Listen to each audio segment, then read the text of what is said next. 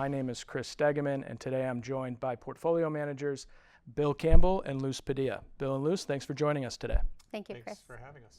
So Bill, I'll start with you. I know that you and I had a discussion that is on our website right after the unfortunate attacks by Hamas in Israel, but it's a very fluid situation that changes by the day. So after a few weeks have gone by, do you mind just updating us on your thoughts on both the geopolitical front, but also market implications? Absolutely. Several weeks ago, when we had our conversation, we started out with a framework that really was looking at how this crisis would evolve and if it would remain contained. What I can say right now is, so far, the conflict has remained relatively contained. We are seeing increased airstrikes by Israel. We are seeing increased attacks by Iranian proxies. But all of that being said, we have not seen a full ground incursion by the Israeli army yet. There are questions as to what that future military campaign will look like. And there are a lot of options that are on the table, ranging from a full-scale ground invasion to more targeted incursions with continued airstrikes. If it were the latter, I think the markets would be able to digest it. It would lead to more volatility, but it would not be the worst case outcome.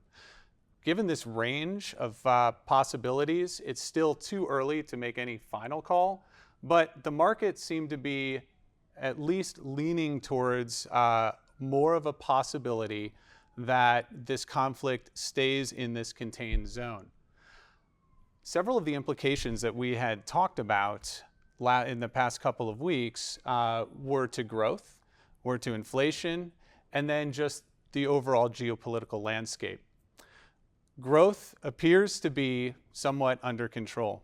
Inflation appears to not be facing a big energy shock, which was the concern. It's still too early to make the final call that this is going to be the outcome.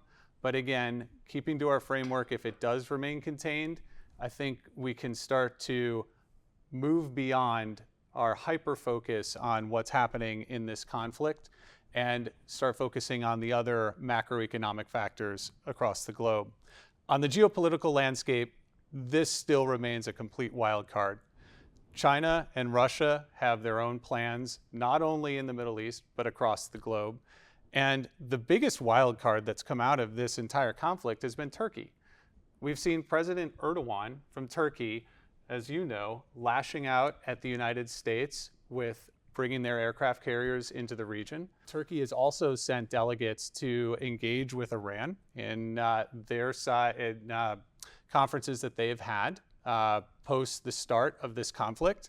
And given that Turkey is a NATO member, their actions going forward, I think, need to be watched carefully because of all the potential knock-on implications that they could have. While this conflict goes on, it creates a distraction. So other actors like Russia and China could pursue other interests. Obviously, the war in Ukraine continues.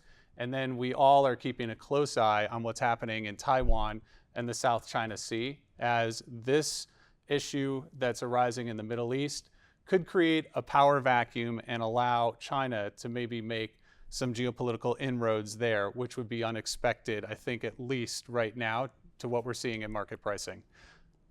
Thank you for that, Bill. In terms of market price action in the fixed income universe, I know that your group has been running slightly underweight to Middle East across our strategies.